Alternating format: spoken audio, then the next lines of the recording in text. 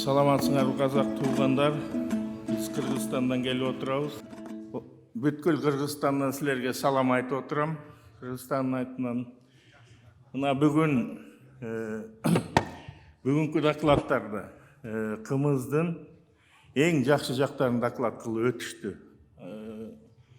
Өзгөчө Бақытжан Рыскуловичтің доклады полный составы менен доклад өтеп берді. Мен мындай жақсы эле разворачивать этип тур бүт теманы. Тиги глубже эметкен жок, бул анткени ал просто презентацияда. Мен өзүмкүн подготовил на русском языке. Выше как докладывали, кумыс, самал, все лечебные свойства кумыса определяли при приеме вовнутрь. Изредка вот докладывали, из самала мази делают, наносят на кожу. И вот перед нами стал вопрос тогда. Столько много лечебных функций кумыса используют при острых язвах, при язвенном колите. Это повреждение стенок кишечника. Если при этих повреждениях имеются такие очень лечебные свойства кумыса выявлены, почему бы не использовать в нашей хирургической практике? Мы подумали, сделали литобзор. Вот гости из Башкортостана, им благодарность. Вот когда проводили литобзор, очень много тем по кумысу я лично из башкортостанских источников взял. И мы начали проводить исследования, и тема моей кандидатской диссертации стала оценка эффективности местной кумысотерапии при комплексном лечении гнойных ран. Но последние годы проводились исследования по использованию двухсуточного кумыса в лечении гнойных ран. Кыргызы издревле относят кумыс к рангу божественных напитков. И использование его в гнойной ране нами посчиталось поначалу неэтичным. Поэтому многие наши оппоненты, аксакалы даже, как вы можете использовать этот напиток при лечении гнойных ран? Но мы подумали, все инфекции кишечника лечатся же. В кишечнике что? Кал. А гнойный ран – это одно и то же. Просто это субъективное мнение, мы посчитали. И в наших мы предложили использовать сывороточную часть кумыса. Это когда отстаивается кумыс, верхняя часть отстаивается, сыворотка получается. Кыргызча это называется тунма, тундуру алган дейт. И мы также назвали это тунма кумысты. Это образуется в течение первых 3 часов после отстаивания натурального кумыса. Имеющиеся в большом количестве тунма кумыса ферменты протеолитического или липолитического действия образуются под влиянием особых микроорганизмов. Вот Бақытжан Рыскулович уже озвучил эти микроорганизмы. Это чистые культуры рода Тарулла и молочно-кислая палочка лактобактерия булгарикум. Так, цели нашего исследования – это повышение клинической эффективности комплексного лечения больных с различными гнойными ранами на основании клиники или экспериментальной оптимизации методической схемы местной кумысотерапии гнойных ран. Так, с задачами нашего исследования было в условиях эксперимента по данным клинических бактериологические и цитоморфологические исследования провести сравнительный анализ эффективности местной кумысотерапии гнойных ранах. Второе. Разработать в эксперименте и обосновать показания и рациональной методики применения местной гумусотерапии гнойных ран. И изучить результаты больных с гнойными ранами при местной гумусотерапии.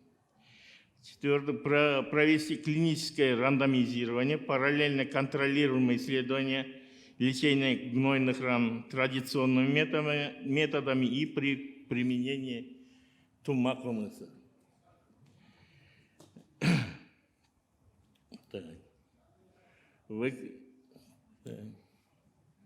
В экспериментальной части исследования, мы провели на 60 кроликах. Проведена общая комплексная оценка влияния местной гумусотерапии на течение первой фазы раннего процесса. В контрольной группе у нас в контрольной группе лечения гнойных ран проводили 10% раствором натрия хлорида. Ну, по медицине мы называем гипертоническим раствором. В первой опытной группе ферментом химопсином, и во второй опытной группе хумусом. Так. Макроскопические наблюдения показали выраженный лечебный эффект местной гумусотерапии на первой фазе раннего процесса в сравнении с группой, где применяли химопсина и гипертонического раствора, 10% раствора натрия хлорида. Сроки очищения раны при применении гумусотерапии – это появление грануляций и начало эпителизации были короче, чем применялись традиционные методы.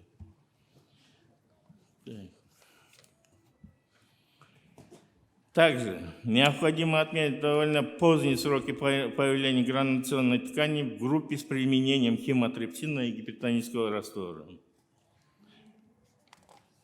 В группах применения химопсина и гипертонического раствора сроки появления грануляций происходили поздние сроки, чем в группах применения тумакомыса. Здесь мы отобразили в графике.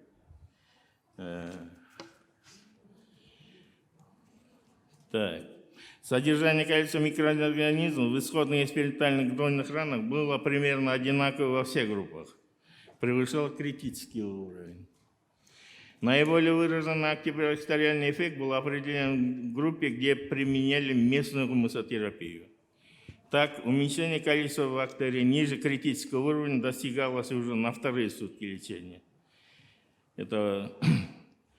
А через четверо суток уровень бактериоцидной обсемененности снижался еще на 2 порядка. В среднем соответствовало 4,7 на 10 квадратных микробных тел на квадратный сантиметр. Группа, где лечение экспериментальных гнойных ран применяли химопсин и гипертонический раствор, бактериальная обсемененность снижалась до уровня менее 10,5 микробных тел на квадратный сантиметр. На 4-8 сутки в последующем этот показатель продолжал снижаться. Для более детального и объективного толкования влияния местной гумусотерапии на лечение в течение раннего процесса мы провели динамическое цитологическое исследование отпечатков гнойных ран у животных. Мы моделировали раны у кроликов. Там есть специальная формула, потом обсеменяли эти раны синегнойной палочкой. И первые фазы раннего процесса, начиная с первой фазы раннего процесса, мы брали мазок и обследовали.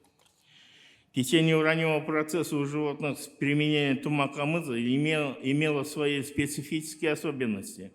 Цитоархитектоника клеток, макрофагическая система, активно участвующая в реализации иммунного ответа организма на процессы воспаления. После травмы кожного покрова и регенерация заметно возрастает при проведении лечебного мероприятия с применением хумуса. Последнее оказывает угнетающее влияние на микроорганизмы, улучшает репаративную, регенерацию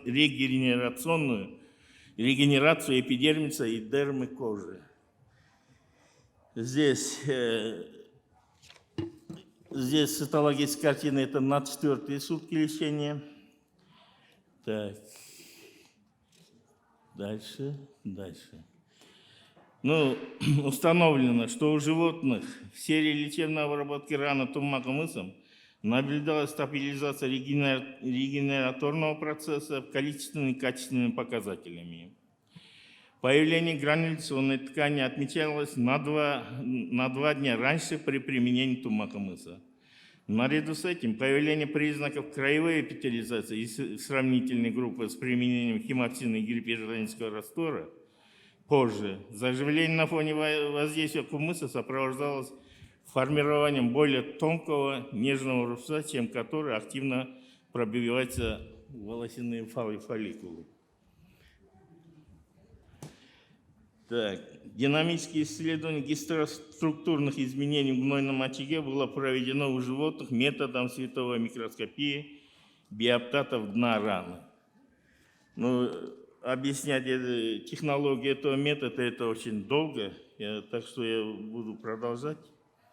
Местное применение тумакомыса приводит к более выраженному противовоспалительному действию, нормализует нарушение микроциркуляции, усиливает макрофагальную реакцию, в результате чего в сравнении местной хемопситерапии и гипертоническим раствором происходит наиболее значительное сокращение первой фазы раннего процесса и стимулируется пролиферация фибробластов, что в конечном итоге приводит к более раннему формированию, интенсивному развитию, созреванию, ремоделированию грануляционной ткани.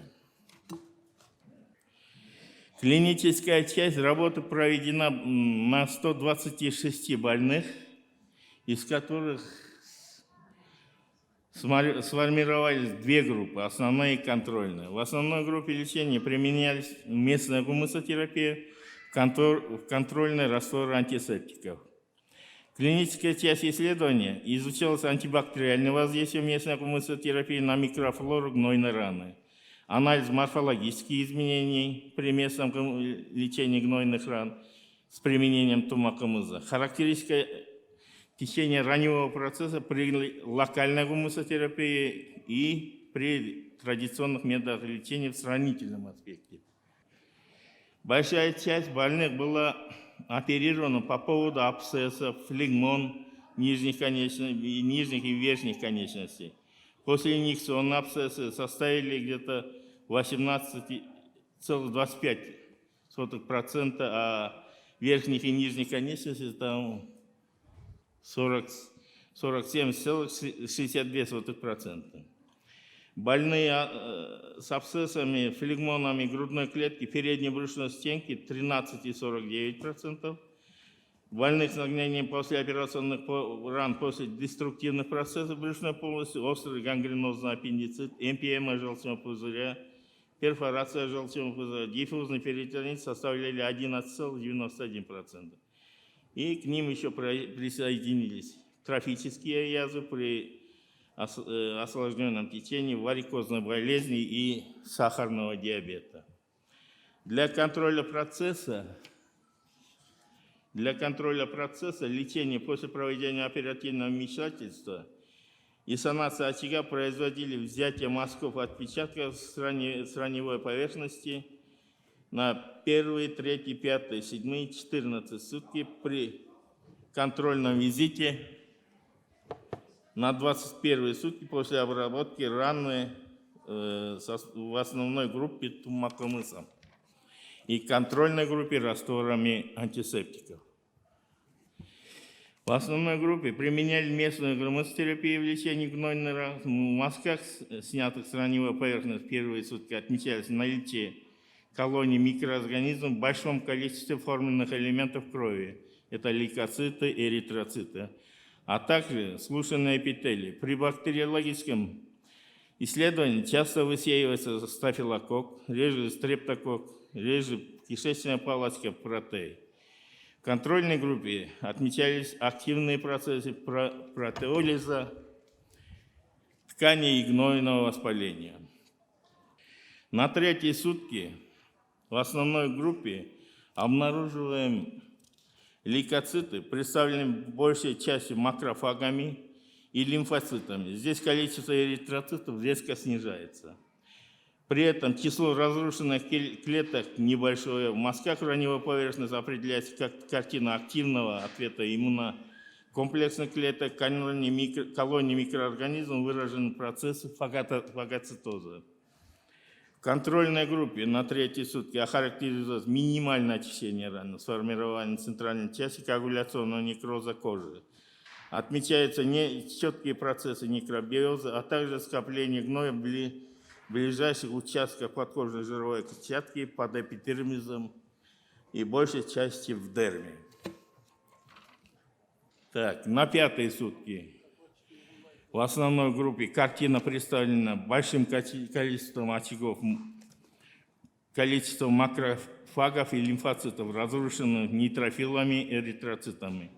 Лейкоциты разных подгрупп фазы фагоцитоза, глыбки в цитоплазме моноцитов в виде светлых участков с затемнением полости и поглощенные микроорганизмы. В контрольной группе на пятые сутки отличались значительным скачком количества лейкоцитов на фоне микробного обсеменения, имелись обширные очаги нейтрофильных гнезд. Эпителий изменяется также, отграничивается и лизируются клетки эпителия, возникают эпителиальные кровоизлияния. На седьмые сутки основная группа гистологические изменения проявляются в значительном изменении лейкоцитарной массы, представлены мазки с незначительным количеством целых нейтрофилов, большим количеством лимфоцитов, моноцитов, плазмоцитов и с эпителиальными клетками. Колонии микроорганизмов встречались в единичных случаях. Гнойные раны, имеющие поверхностное расположение, в эти сроки на фоне лечения очистились и находились в стадии регенерации. В контрольной группе в препаратах отмечались ранний пролиферативный процесс в подкожной жировой клетчатке, где имело место пролиферация эндотелия сосудов, также фибробластов и макрофагов. Постепенно снижалось количество активных лейкоцитов, краевой эпителий подвергся слушиванию. Так, через 2 недели, это будет на 14-е сутки, в основной группе через 2 недели глубокие и обширные раны после месокумусотерапии стягивались. Сформировался небольшой очаг с признаками пролиферативного роста. В препаратах определялись моноциты, лимфоциты, скоплением, единичные погибшие нейтрофилы, а также созревающие эпителиоциты. Микробного осеменения в препаратах из основной группы не встречалось, также не было и эритроцитов. В контрольной группе обнаружились небольшие колонии микроорганизмов, однако располагающие поверхностно, не проникающие вглубь за репаративный барьер. При препаратах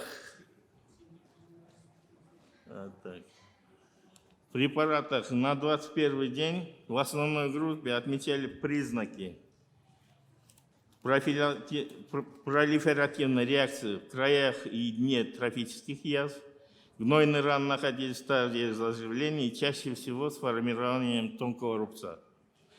В контрольной группе на 21 день от начала лечения сохранялись воспалительные процессы на поверхности раны. Здесь увеличивается число лимфоцитов, сохраняется отек межуточных тканей, возможно, как поздняя аллергическая реакция. Процессы регенерации замедлены как в эпидермисе, так и в дерме.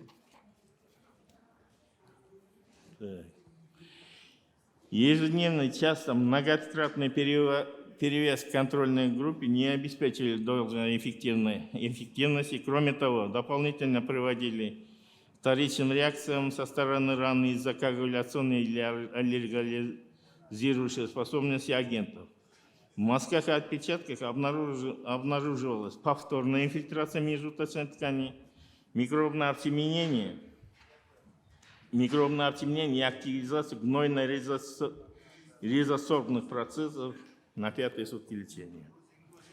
Так, это Это таблица клеточной иммунной реакции в гнойной раны в различные сроки лечения.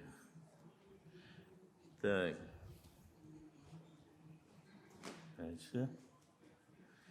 Щадящее воздействие местной коммунотерапии в основной группе на окружающую ткань при отсутствии раздражающих свойств сывороточного кумыса не сопровождается травматизацией эпидермиса и дермы. Антибиотические свойства, характерные для основной группы,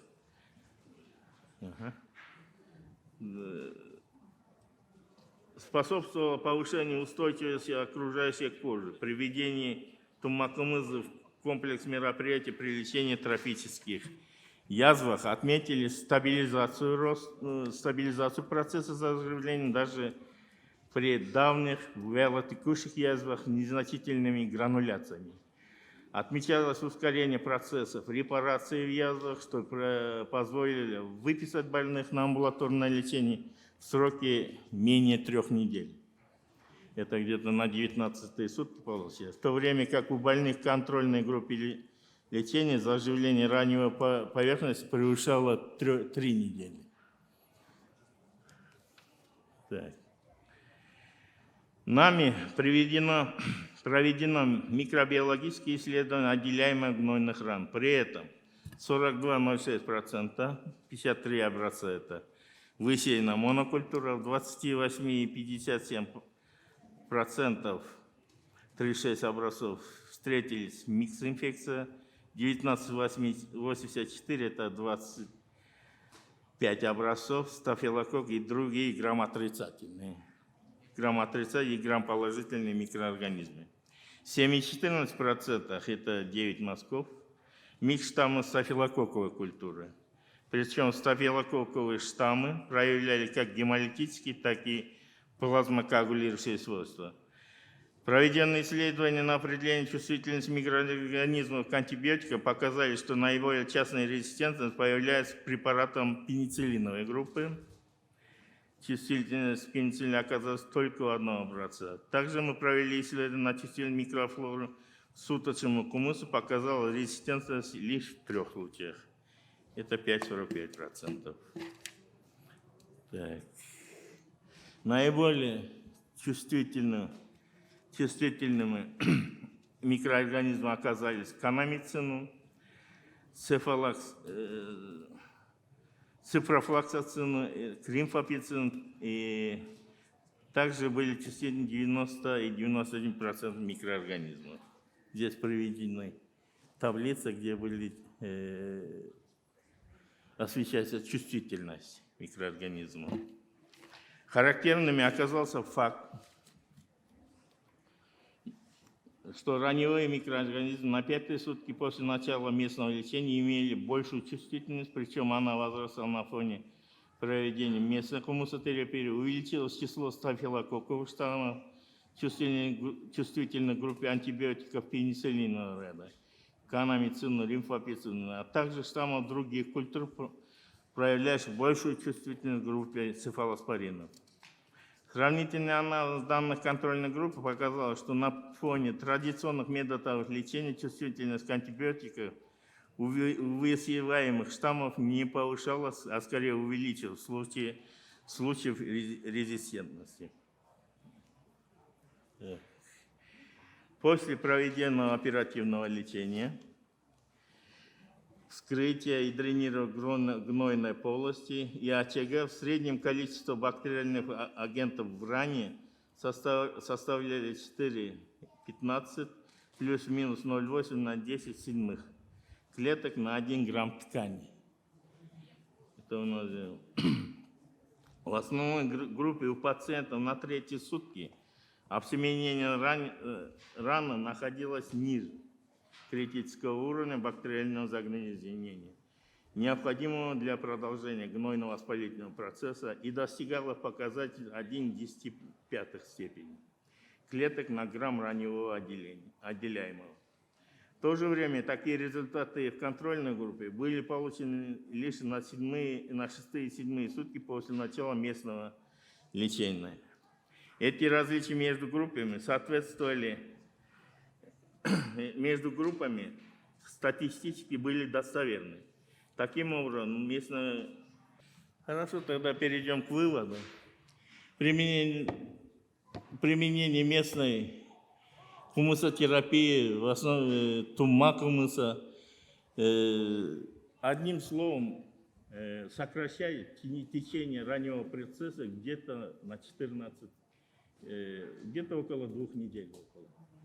Это отличные данные. Я так думаю, сборники тезисов у вас это же выйдет. Мы тоже полностью же посмотрим. Спасибо вам большое.